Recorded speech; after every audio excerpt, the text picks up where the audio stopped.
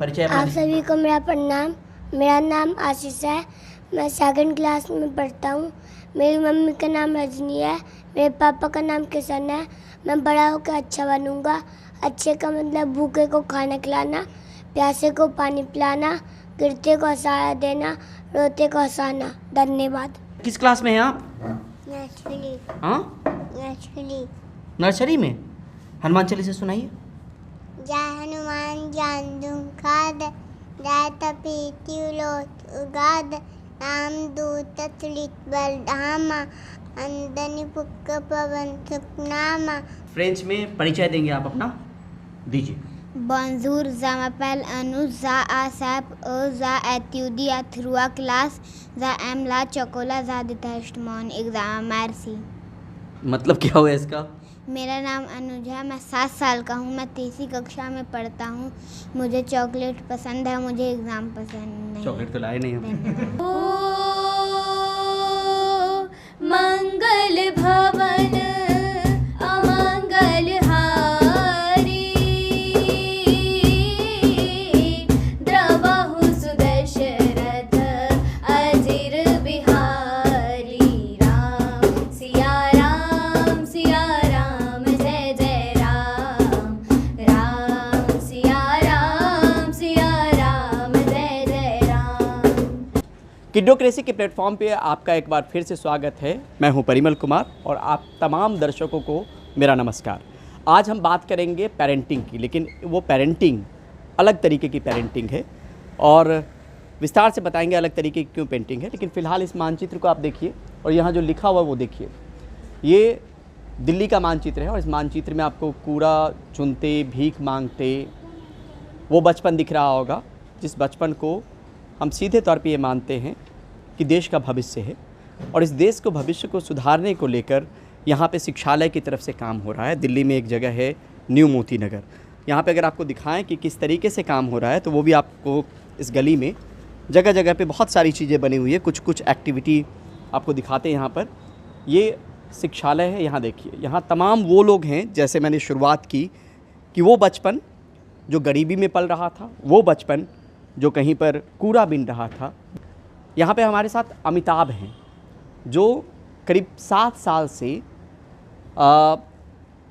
तमाम इस तरह के बच्चों को एक ऐसी जगह पर और ऐसे मुकाम को लेकर काम कर रहे हैं जो कायदे से सरकार को करनी चाहिए। लेकिन ऐसी ही कोशिशों के दम पर भारत में अलग अलग जगहों पे भी काम हो रहे होंगे और अमिताभ उसी कड़ी में जो उनकी भूमिका है वो धीरे धीरे कर रहे हैं। अमिताभ जी, पहले तो आपका बहुत बहुत शुक्रिया किड्डोक्रेसी से बात करने के लिए, इस प्लेटफॉर्म से बात करने के लिए। तो यहाँ पर एक चीज़ बता दें पहले कि अमिताभ बिहार के समस्तीपुर से हैं, दिल्ली में आए, पत्रकारिता करने के बाद इनको लगा कि कुछ बच्चों को लेके करना चाहिए, तो ये शुरुआत हो गई शिक्षालय की। अब यहाँ पे पेरेंटिंग की बात कहाँ से आती है वो भी आपको बताते हैं। करीब यहाँ पर 30 बच्चे ऐसे हैं जिनके पास कोई पता नहीं था। तो पता नहीं था तो पिता के नाम के आगे अमिताभ जी का नाम लिखा हुआ है और अमिताभ जी का नाम लिखा हुआ है तो यहाँ पढ़ाई लिखाई से लेकर तमाम तरह की चीज़ें होती हैं। और कुछ एक तस्वीरों को देख लीजिए पहले, फिर अमिताभ जी से बात करेंगे। ये वो बच्चे हैं जो यहाँ पर शुरुआत में आए। कोई आपको वीडियो एडिटर है, कोई वेब डिज़ाइनर है, कोई चित्रकार है, कोई कथावाचक है। तो ये तमाम लोग वो हैं जो शुरुआत से जुड़े हुए थे और उनके हुनर को यहाँ पर निखारा गया और स्वावलंबन की ओर जो एक तरीके से है वो कोशिश है शिक्षालय की उनको ले जाने की। अमिताभ, आपसे पहले ये समझना चाहते हैं कि यहाँ पर क्या क्या चीज़ें होती हैं और किन किन बच्चों को आप मौका देते हैं कि शिक्षालय में वो दाखिला लें। हमारे पास 3 कैटेगरी है बच्चों की। एक जो आर्थिक विकलांगता के शिकार हैं, जो झुग्गी में दम तोड़ रहे हैं, जिसका बचपन हुनर। दूसरा है श्रमिक का डिपार्टमेंट, जो श्रमिक वाले बच्चे हैं, जो जहाँ माँ बाप काम किए फिर यहाँ से उठ के 6 महीने कहीं बाहर, वो है। और तीसरा है कूड़ा चुनता, भीख मांगता, नशा करता बचपन। और जी आइए, हाँ, यहाँ अंदर चलने की कोशिश करते हैं। यहाँ पे अंदर में चीज़ें भी दिखाएंगे और आप देखिए, मतलब एक तस्वीर, हाँ, वो मुझे मेरे भी जहन में आया जी। बच्चे आते हैं इस प्रारूप में। नज़दीक आइए और यहाँ पे दिखाइए। ये तस्वीर देखिए आप, शिक्षालय आने से पहले ये स्थिति क्या थी इस बचपन की, रोक के रखिएगा। और उसके बाद आप नीचे आराम से दूरी थोड़ा सा ले जाइए, नीचे उसकी तस्वीर दिखाइए। यहाँ पे देखिए, ये वो बच्चे हैं, और दोनों को अगर पूरा फ्रेम में ले जाएं तो आप देखेंगे कि किस तरीके से बदलाव हुआ है। ये सिर्फ तस्वीरों के जरिए बदलाव नहीं हुआ है, यहाँ पे उन बच्चों से बात भी करेंगे और अब बदलाव आपको नज़र आएगा। जी अमिताभ। तो मेरा सर दरअसल मेरा मानना है, और शिक्षालय का जो मूल मंत्र है कि वेग को गति मिले न मिले, दिशा सही मिलनी चाहिए। तो हर पत्थर हीरा है, दरकार है तराशनी की। और आप साक्षात अनुभव करेंगे अभी उन बच्चों से मिलकर जो कल तक कूड़ा चुनते थे, भीख मांगते थे, नशा करते थे, आज वो बच्चे दिल्ली पुलिस के साथ नशे पे नुक्कड़ नाटक भी करते हैं। आपको वो फ्रेंच में भी अपना आत्म परिचय करके दिखाएंगे, सुनाएंगे, और स्कूल भी जा रहे हैं। अभी मैंने कुछ दिन पहले एक बात बताई कि मेगा पीटीएम होता है दिल्ली सरकार का, तो उसमें मैं पिता हूँ इतने का, तो मैं जाता हूँ 30 बच्चों के पिता हैं। फिर से आपको बताएं, पेरेंटिंग का एक सेक्शन है, जो माता पिता बनने वाले हों या बन गए हों, यहाँ से बहुत कुछ सीखने को मिलेगा, और अमिताभ जी से वो चीज़ें भी हम जानकारी लेंगे। एक बच्चा है, वो किसी के गले से चोरी पे पैसा उठा लेता था, नशा करता था। तो जब मैं पेरेंट्स मीटिंग में गया मेगा पीटीएम में, तो उनके प्रिंसिपल ने मुझे बुला के बोला, आपका ये बच्चा बहुत अच्छा है, कल 50 रुपये मिला था और इसने उठा के वापस कर दिया। वो पहले पैसा चुराता था किसी के गले से। तो ये जो परिवर्तन है ना, गाली देना बहुत आसान है, गले लगाइएगा, परिवर्तन साक्षात मिलेगा। और आप अभिभावक के तौर पे अगर आप बोल रहे हैं, तो मेरा जो मूल मंत्र है, मैं पहले बच्चों को ये सिखाता हूँ कि बड़े होके बनना क्या है। वो मैं उन्हीं से पूछूंगा। हाँ, मैं वो आप उनसे पूछिएगा कि शिक्षालय का हर बच्चा बड़े होके क्या बनना चाहता है, वो पहली प्राथमिकता, और वहीं से शिक्षालय की परिभाषा आपको समझ में आएगी। तो मैं चाहूँगा कि आप अचानक से किसी बच्चे से पूछ लीजिए। जी, मैं ये भी समझना चाहता हूँ अमिताभ जी कि इतनी सारी चीज़ें हो रही हैं, 60 बच्चे के आसपास हैं आपके पास, कैसे चलता है गुजारा? मैं अगर एक शख्स को बहुत श्रेय देना चाहूँगा यहाँ पे, एक CSR के जो मेन हमारे शुरुआत जिन्होंने की थी वो हैं Roshan Lal Agarwal, CJ dorsal logistic के JMD हैं, और उनका जो सहयोग है ना, वो एक पिता की तरह है शिक्षालय के। और दूसरे अभी स्पेशल CP थे दिल्ली में, दीपेंद्र पाठक सर, उनका, तो उन दोनों को बहुत श्रेय जाता है। बाकी CSR के पार्टनर और सब हैं जो पर्दे के पीछे रह के काम कर रहे हैं। मतलब ये कम से कम उनकी तरफ से सहयोग मिल रहा है, और आप उन जिंदगियों को संवार रहे हैं जो कभी भटक रहे थे। हाँ, शायद परमात्मा ने चुना है, और वो मैं अपना कार्य समझ के उस दायित्व का निर्वाह कर रहा हूँ। तो अब बहुत सारी चीज़ें ना, मैं आपसे अनुरोध करूँगा कि आप बच्चों से पूछें। जी, एक बार इधर अंदर आके देखें। किसी बच्चे से, तो यहाँ पर किसी बच्चे से आप उठा के पूछें। रुक जाइए, नमस्ते नमस्ते नमस्ते। और सबसे किससे बात कर दी जाए? आपसे बात करें, अपना परिचय दे दीजिए, थोड़ा नज़दीक आइए, आप सुन पाएंगे। जी, परिचय आप सभी को मेरा प्रणाम। मेरा नाम आशीष है, मैं 2nd क्लास में पढ़ता हूँ। मेरी मम्मी का नाम रजनी है, मेरे पापा का नाम किशन है। मैं बड़ा होकर अच्छा बनूँगा। अच्छे का मतलब भूखे को खाना खिलाना, प्यासे को पानी पिलाना, गिरते को सहारा देना, रोते को हंसाना। धन्यवाद। धन्यवाद। ये परिचय और कुछ लोगों से ले जाए। सबसे छोटा बच्चा कौन है? अब ये हनुमान चालीसा सुना देगी आप। 1 मिनट। अच्छा, हनुमान चालीसा किस क्लास में हैं आप?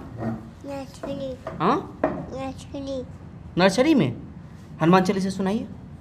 जय हनुमान ज्ञान दूं खाद, जय तपीति लोक उगाद, राम दूत तुलित बल धामा, अंजनी पुत्र पवन सुखनामा, महावीर विक्रम बजरंगी, तुम्हें कुमार सुमिते चंदी, कंचन वलन विलास वेता, आनंद तुंगन तुंतिका, हाथ बाग और दरा विराज, चांदे मूंदने उंखाद, यंत्र सुमंते श्री नंद, तेत पितात महादत वंद, विद्यामान दुनियति चातु, राम ताकर वे तो अत, प्रभु चरित वे तो लज्य, राम रतन सीता मनवती, तुत रूप दलि शहीद दावा, इतत रूप धलि लंक दलावा, भीम रूप दलि अकूट हाले, नाम टंके काट सवाल,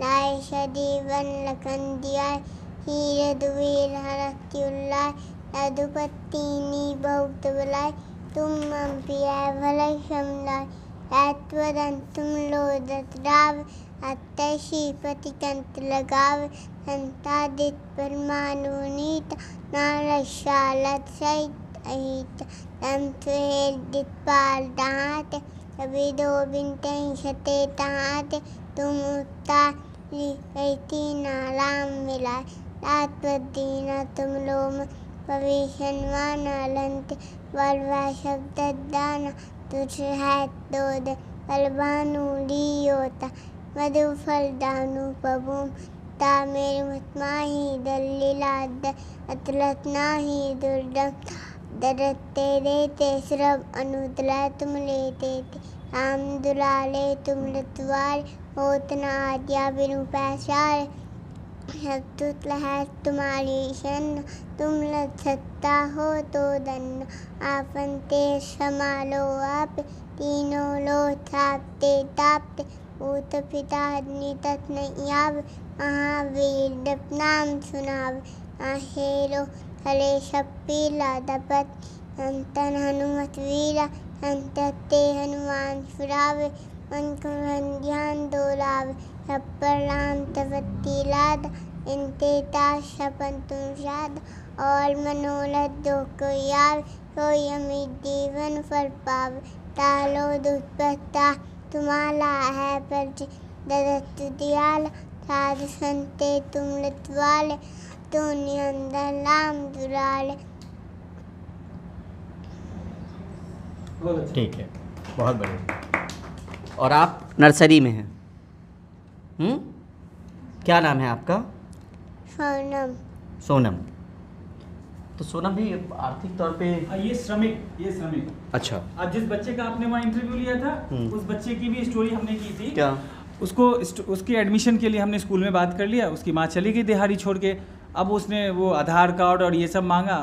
लेबर है जी, आपको उनकी दिहाड़ी मरती है। वो फिर वो अपने बच्चे को लेके चली गई काम पे। उसका बच्चा छत से गिर गया, ये आशीष, इसका सर फट गया। फिर मैं स्कूल गया कि आप सिर्फ कागज़ के आधार पे किसी को आप जीवित रूप से नकार नहीं सकते। आप 1.5 महीने 2 महीने तक उसको समय तो दीजिए। फिर इसका एडमिशन हुआ और अब आज आपके सामने है। ये उसी की बहन है। ये भी अब गांव से लेके आए इसके माँ बाप ने कि अब ये पढ़ाई करे, तो अब ये पढ़ रहे हैं बच्चे। तो यहाँ पर फ्रेंच किस किस को आता है? मुझे तो नहीं आता। आपको आता है? ठीक है, थोड़ा सा फ्रेंच में सुन लें। मुझे नहीं आता है। हम लोग के लिए अंग्रेज़ी ही बहुत टफ होती थी बिहार में, जहाँ से हैं वहाँ पे शुरुआत में। फ्रेंच में परिचय देंगे आप अपना, दीजिए।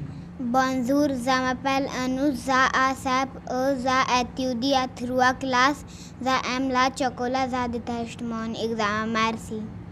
मतलब क्या हुआ इसका? मेरा नाम अनुज है, मैं 7 साल का हूँ, मैं 3री कक्षा में पढ़ता हूँ।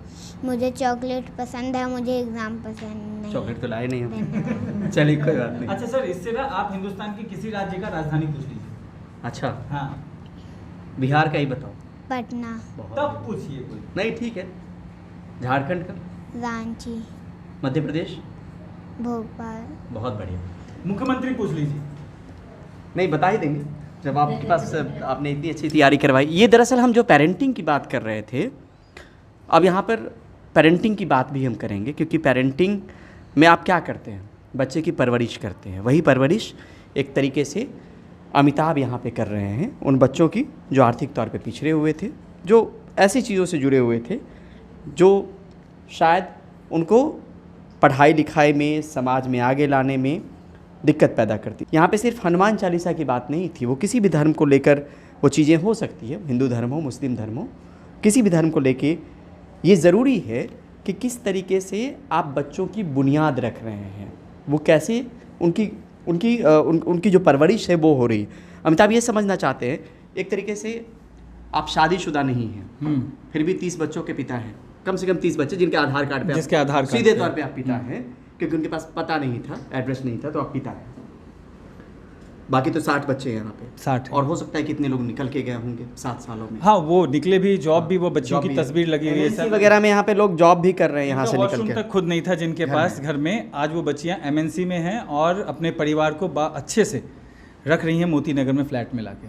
तो हम ये समझना चाह रहे हैं कि ये जो बच्चे हैं इनमें क्या किन किन चीज़ों को आप देखते हैं? अगर कोई पिता बनने वाला हो या पिता हो, उसी तरीके से बताइए कि परवरिश का कौन सा हिस्सा या कौन सी चीज़ आप देखने की कोशिश करते हैं कि इनमें उन चीज़ों को छांट के देखा जाए और तब उसको गति दी जाए।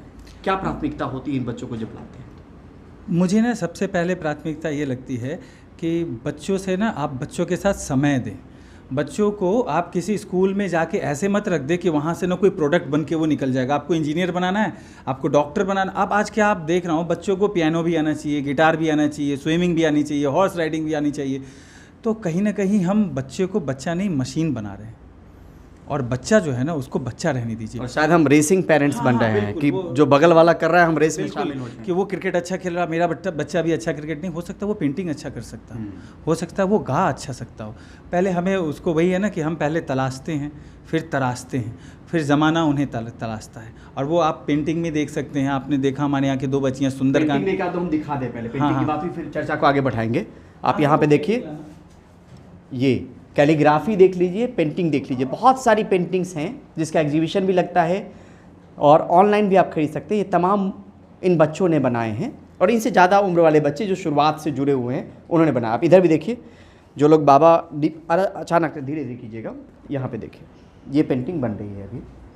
यहाँ पे हरिशंकर परसाई की एक पंक्ति है, उस पर किस तरीके से चीज़ें बनाई हैं वो देखिए आप। भारत एक कुर्सी प्रधान देश है, तो इस तरह की चीज़ें भी यहाँ पर बन रही है। तो पेरेंटिंग की कड़ी में आपसे बात करते हैं जी। हाँ, तो जैसे ये आप देख रहे हैं ना, वो एक दिन में नहीं संभव हुआ। वो जो पहली पेंटिंग में किसको देख इसके अंदर भी पेंटिंग वगैरह बहुत वो करते हैं बच्चे ने, पेंटिंग आ रही है अंदर से, मैं मंगा रहा हूँ। तो ये बच्ची एक दिन ऐसे ही बैठ के स्केचिंग कर रही थी, तो वो स्केच मैंने आर्ट आपको दिखाया, वो पेंटिंग मंगाना वहाँ से। तो वो पेंटिंग देखा मैंने, फिर उसको बोला कि तू कर, और उसके बाद ये करना शुरू किया। ये है, ये देखिए, ये सबसे पहली पेंटिंग थी जो ये एक अकेले में बैठ के यूं ही कर रही तो थी। आपने देखा कि यहाँ संभावना है, ये संभावना है। फिर हमने वो संभावना है, हमने कुछ नहीं किया, हमने बस इसको इसका आकाश दिया है। तो आप भी अपने बच्चों को ना उसका आकाश दीजिए। आप उसके लिए आकाश बनिए मत, न बनाइए। आप अपने बच्चों को उसका आकाश दीजिए, और उसका आकाश देने के लिए आपको उसके साथ समय व्यतीत करना पड़ेगा। बिना मोबाइल, बिना टेलीविज़न, आप और आपके बच्चे हों, तो आपको खुद ही दिखने लगेगा कि आपके बच्चे में ये तो बड़ी अच्छी बात है। ये बात करना बहुत अच्छे से देखा मैंने, ये बहुत अच्छा बोल लेता है। तो आज उसमें भी संभावना है, आप स्टोरी टेलर हो सकता है वो।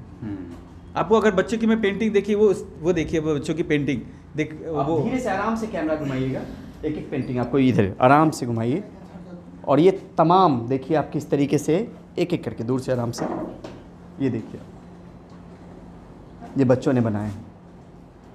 आप सोचिए, क्या उस बचपन से हम कोई उम्मीद कर सकते हैं जो अभाव में जी रहा हो, जो किसी तरीके से परिवार का साथ दे रहा हो, शायद मजबूरी ही है, जिसमें आप देखिए कि किस तरीके से ये पेंटिंग्स वगैरह बनी है। आराम से धीरे धीरे कैमरा घुमाएंगे तो चीज़ें निकल कर आएंगी। इसके बाद इधर दिखाइए, ये देखिए, ये आप देखिए, तो ये तमाम चीज़ें हो रही। ये तो हो गया चित्रकारी की बात हो गई।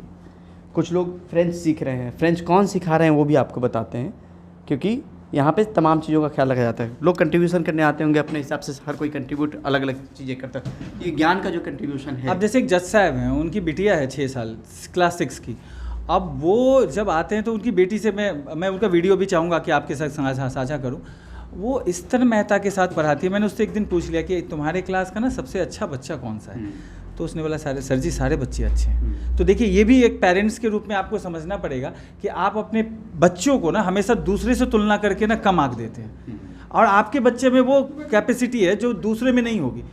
तो हमें वो तुलना की आदत को निकालना पड़ेगा, और समय देना पड़ेगा बच्चों के साथ। आप समय दीजिएगा। गैजेट से दूर रखते बच्चों। हाँ, हमारा कोई बच्चा मोबाइल पे नहीं है, सोशल मीडिया पे नहीं है। हाँ, लेकिन सोशल मीडिया क्रिएट करने लगा है, वो वेबसाइट बनाने लगे हैं, वो यूट्यूब पे क्रिएट करते हैं लोग। तो क्या क्या करते हैं? एक तो चित्रकारी हो गई, हाँ, वेबसाइट डिज़ाइनिंग हो गया, ग्राफिक्स हो गया। कुछ लोग हमें देते हैं ग्राफिक्स, जैसे जन्मदिन वगैरह की बधाइयाँ देने के लिए। उसके बाद ग्राफिक्स के बाद आपको वेबसाइट हो गया, वीडियो एडिटिंग हो गया, संगीत हो गया, पेंटिंग हो गया, ये। और प्लस हमारा बुलाना, वो आजा आजा आजा। एक बार आपको आराम से कैमरा, मैं आपके पास आता हूँ, आराम से घूमिएगा, क्योंकि वो दिक्कत। आप थोड़ा सा आपसे मतलब कुछ देर, मतलब 1-2 मिनट में दोनों परिचय दे दीजिए पहले अपना।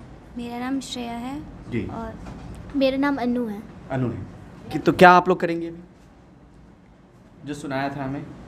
सुंदरकांड का कुछ एक पंक्ति गा के थोड़ा सा बता दीजिए। मंगल भवन अमंगल हारी,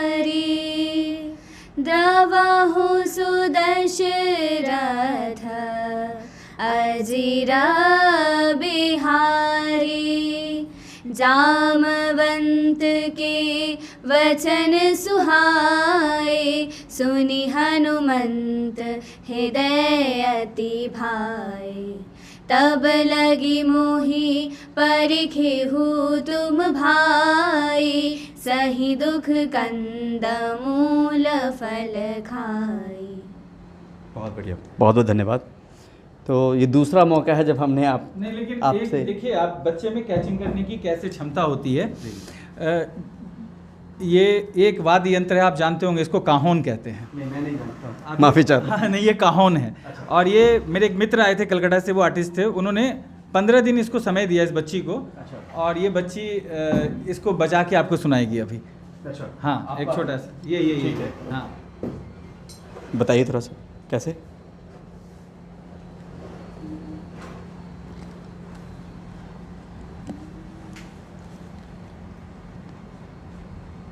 हो मंगल भवन अमंगल हारी, द्रवहु सुदशरथ अजिर बिहारी। राम सिया राम जय जय राम। राम सिया राम जय जय राम। हरि अनंत हरि कथानंता, कहहि सुनहि बहुविधि सब संता। राम सिया राम जय जय राम। राम सिया राम जय जय राम। बहुत बहुत शुक्रिया, बहुत शानदार, 6 साल बहुत पहले बढ़िया। आए थे ये। और कितने साल पहले आए? ये 6 साल पहले आए थे और इनकी तमन्ना थी, अब इनको कुछ पता नहीं था, हमें भी नहीं पता था ये क्या करेंगे, लेकिन हम देखते थे कि ना ये हाथ से कविता बहुत अच्छी और बोलते ये थे। कितनी उम्र में आई होंगी 6 साल पहले? अभी उम्र क्या है बताइए आप? 17 साल। 11 साल की 11 उम्र साल में तो हाथ से कविता बहुत अच्छा करती थी ये। तो इनको हमने हाथ से कविता से शुरू किया था। आज ये 50 जगह से ज़्यादा सुंदरकांड कर चुकी हैं और जो रामा रोड टू कैमलियास तक की यात्रा को तय किया है। और बड़ो भाव से लोग इनको बुलाते हैं, इनको कथावाचक बनना है। मैंने बोला दुनिया की कोई शक्ति नहीं रोक सकती। अभी हिंदुस्तान के शीर्ष म्यूजिक घराना है, एक यूनिवर्सिटी है संगीत की, विश्वविद्यालय गंधर्व महाविद्यालय, उसमें इन्होंने एंट्रेंस निकाला, टॉप 5 में आई हैं। अब ये गंधर्व में क्लास लेने भी जाती हैं। अब देखिए कि कितनी बड़ी चीज़ें जो आपकी देश के भविष्य की एक तरीके से इबारत लिखी जा रही है यहाँ पर। और यहाँ पे वो तमाम लोगों को आप देख के आकलन कर सकते हैं कि जो ज़िंदगी की रेस में कहीं पीछे छूट जाते, उनके भविष्य को संवारने की कोशिश यहाँ पर हो रही है शिक्षालय में। एक जो चीज़ मिसिंग थी कि आपने पूछा और क्या होता है यहाँ, तो एक यहाँ पे ना डिजिटल प्रिंटिंग हाउस है, जिसका वीडियो मैं इनके साथ बोलूँगा कि आप ज़रूर दिखाइएगा। उसमें सारा चीज़ बच्चे ही करते हैं, वो इन हाउस। तो मैं अब लोगों से दान नहीं काम मांगता हूँ और ये शिक्षालय के बच्चे ही उसको, तो उससे 2 चीज़ें हो रही हैं, एक शिक्षालय भी स्वावलंबी हो रहा है और बच्चे भी स्वावलंबी हो रहे हैं। तो मुझे लगता है कि हर पत्थर हीरा है, दरकार है तराशने की। तो आप अपने बच्चे को पहचानिए और उसको हीरा समझिए, आप उसको दूसरे से तुलना ना करें। सबसे पहले तो तुलना करना बंद कर दें और आप अपने बच्चे के अंदर की थोड़ा समय दीजिए। समय तो देना पड़ेगा। हम सोचते हैं कि हम स्कूल में डाल दिए तो हमारा काम स्कूल कर देगा, वो कभी नहीं हो सकता। मतलब समय देना चाहिए, संभावनाएं देखिए कि कहाँ पे बेहतर कर रहे बिल्कुल हैं। अपने बच्चों की संभावनाओं को तलाशें, और जब आप तलाशेंगे ना तो ये असंभव है कि उसके अंदर कोई एक संभावना, कोई एक बीज, क्योंकि हर बीज में वृक्ष की संभावना है, लेकिन उसके लिए वक्त तो देना पड़ेगा। वक्त देना पड़ेगा। और वो वक्त ना आपका ट्यूशन टीचर के बदले काम चलेगा, ना स्कूल से काम चलेगा। आपका वक्त, आपका बेहद। आपको क्या लगता है डिजिटली जो लोग बच्चे ज़्यादा इन्वॉल्व होते हैं उसमें क्रिएटिविटी ही मरती है? देखिए, डिजिटल से तो मैं बिल्कुल विरोध में इसीलिए हूँ क्योंकि उनकी सृजनशीलता मर जाती है। अब जैसे हम बच्चे वीडियो एडिट करते हैं हमारे, तो हम तो कहते हैं कि यूट्यूब और गूगल का कोई भी वीडियो नहीं चलेगा। बारिश हो रही है, जाओ पत्तों पे पानी को गिरते हुए कैद करो। बाहर जो रिक्शा चला रहा है कमज़ोर आदमी, उसको दिखाओ, उसके संघर्ष को कैच करो, फिर जाके एडिट करो। तो हम वो सृजनशीलता वहाँ जन्म लेती है। जैसे आपसे बात चल रही थी निजी बातचीत में, आपने कहा कि हमारे दौर में तो किताबें हुआ करती थी, तो वो किताबों से सृजनशीलता आई। अब ये सृजनशीलता को छीनने का यंत्र है ये। मतलब एक तरीके से आप कहें कि वो पत्रकारिता में भी कंट्रीब्यूशन बच्चों का यहाँ पे होता है, जो हाँ, वो मैगजीन लिख रहे हैं, वो मैगजीन और न्यूज़पेपर जो निकल रहा है उसमें कई आलेख बच्चों के होते हैं जो इम्पोर्टेंट डे महीने का होता है। जैसे अभी आज ही जो है, आज आप शायद जानते होंगे, आज शायद अंतर्राष्ट्रीय जस्टिस डे है। तो मुझे ये लगता है कि न्याय वो नहीं है कि जो कोर्ट रूम तक पहुंच गया, इनकी आवाज़ कोर्ट रूम तक तो नहीं पहुंच रही है, लेकिन अन्याय तो इनके साथ भी हो रहा है। सोशल जस्टिस तो इनको भी चाहिए, और हम सरकार के भरोसे सब कुछ नहीं छोड़ सकते। हमें अपना निजी सहयोग तो ज़रूर करना चाहिए, और दुनिया के माँ बाप आप क्या बने ना बने, अपने बच्चों के एक अच्छे माँ बाप बन जाइए तो समाज में एक अच्छा इंसान आप दे देंगे। कुछ वो पत्रकार वाले बच्चे हैं जो कुछ कंट्रीब्यूशन कर रहे होंगे, जो भी उम्र हो। आर्टिकल लिख रहे हैं, अभी जो आपके वीडियो रिकॉर्ड कर रहे हैं वो कहीं ना कहीं वो जर्नलिज्म के ही हैं पार्ट। ओके। तो किड्डोक्रेसी पे हमने बात की थी कि बच्चों की पत्रकारिता करेंगे। यहाँ पे वो बच्चे हैं जो खुद अपने आप में पत्रकार हैं और पत्रकारिता कर रहे हैं। बिल्कुल, हाँ, बिल्कुल। तो ये तमाम चीज़ों को लेके आपको एक चीज़ और समझना पड़ेगा। अगर आप संभ्रांत परिवार के भी हैं और पिता हैं, माँ हैं, ऐसी जगहों पर भी अपने बच्चे को ज़रूर लाइए जहाँ पे वो देखें कि कितने संघर्ष के बाद ये जो देश के भविष्य हैं, बेहतर कल लिखने की बात जो होती है, वो किस तरीके से, किस परिवेश से आए हैं और कितने संघर्ष के बाद वो किसी चीज़ को हासिल कर रहे हैं। शायद ये चीज़ें भी अगर आप दिखाएंगे अपने बच्चे को, तो जो उन्होंने अभाव नहीं देखा है, जो उन्होंने संघर्ष नहीं देखा है, उनको समझने का मौका मिलेगा। महीने में ही, 2 महीने पे ही, 6 महीने पे भी ऐसी जगहों पे भी ज़रूर ले जाइए। ये मेरा व्यक्तिगत अनुभव है।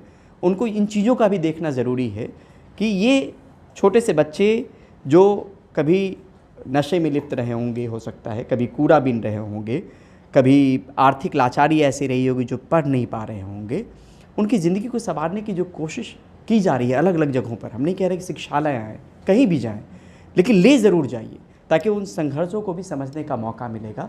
तो एक बेहतर समाज का निर्माण होगा, आपका बच्चा बेहतर बनेगा कल को। और यहाँ पे सिर्फ हनुमान चालीसा की बात नहीं थी या सुंदरकांड की बात नहीं थी।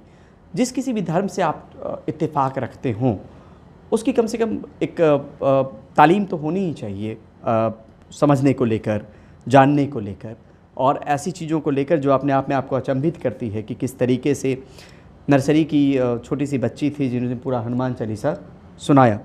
तो ये काम बहुत आपसे कह रहा था कि वो ड्राइवरलेस है शिक्षालय। हाँ। जब आप आए थे तो आपको मैंने अनायास ही दिखाया कि देखिए बच्चे ही खाना बना रहे हैं। तो हम अमूमन क्या समझते हैं बतौर पेरेंट्स की स्वावलंबी होना, सेल्फ डिपेंडेबल होना मतलब पैसा कमाना।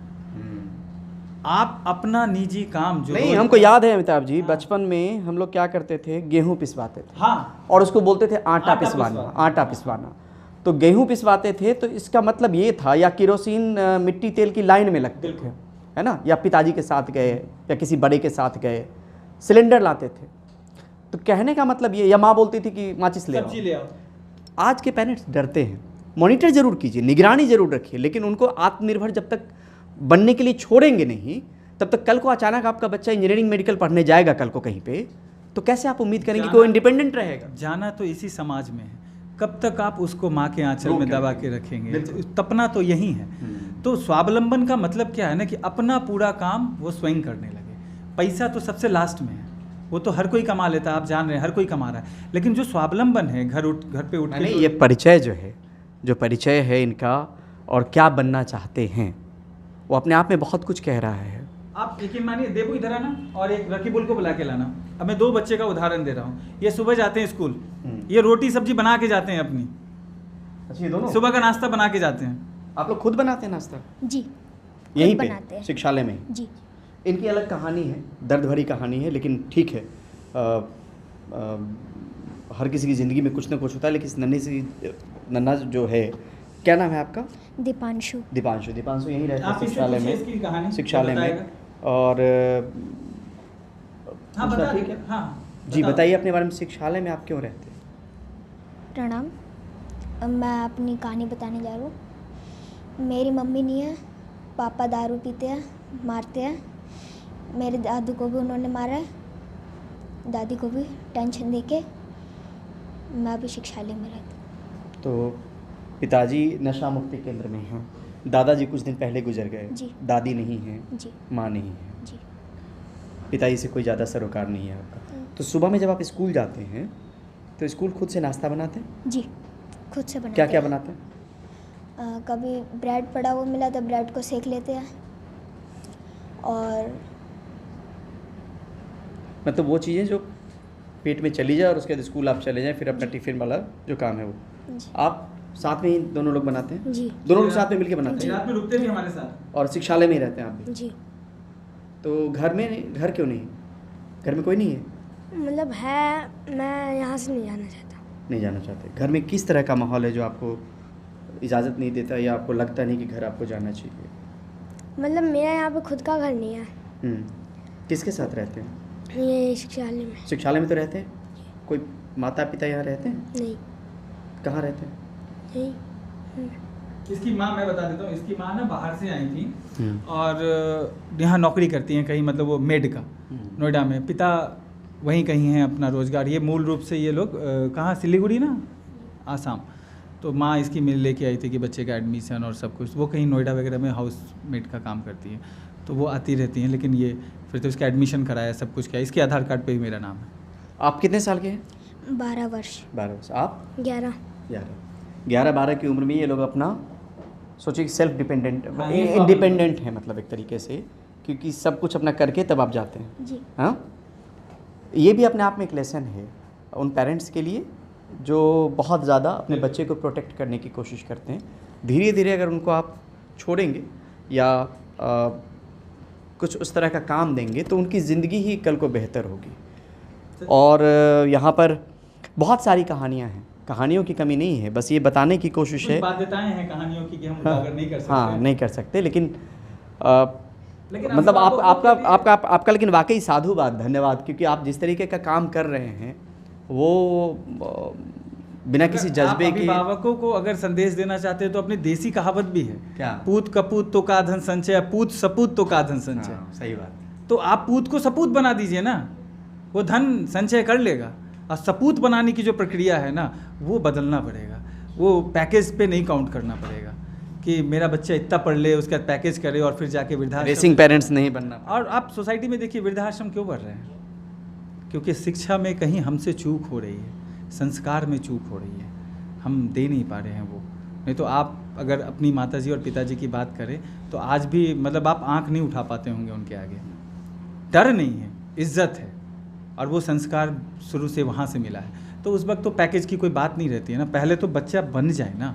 आप अभी से उसको कैटरस में वो दोहराए हुए हैं कि सबको A++ ला देना है। तो पेरेंटिंग में बहुत कुछ सीखने के लिए मिल सकता है इस वीडियो के ज़रिए, और हम इस तरह की कहानियाँ, बहुत सारी कहानियाँ लाते रहेंगे किड्डो केसी के इस प्लेटफॉर्म पे। ज़रूरत इस बात की है कि आप लोगों का सहयोग मिले, प्लेटफॉर्म पे आएँ, कहानियों को देखें, कहीं कुछ सुझाव लगता है तो सुझाव ज़रूर दें, बेल आइकॉन को ज़रूर दबाएं ताकि आपको नोटिफिकेशन में चीज़ें आती रहें कि किस तरह की वीडियोज़ हम बना रहे हैं, और हम कोशिश करेंगे कि इस तरह की ढेरों वीडियोज़ आप तक लाते रहेंगे। तो फिर मिलते हैं नए वीडियो के साथ, तब तक किड्डो क्रेज़ी से दीजिए परिमल को इजाज़त। शुक्रिया।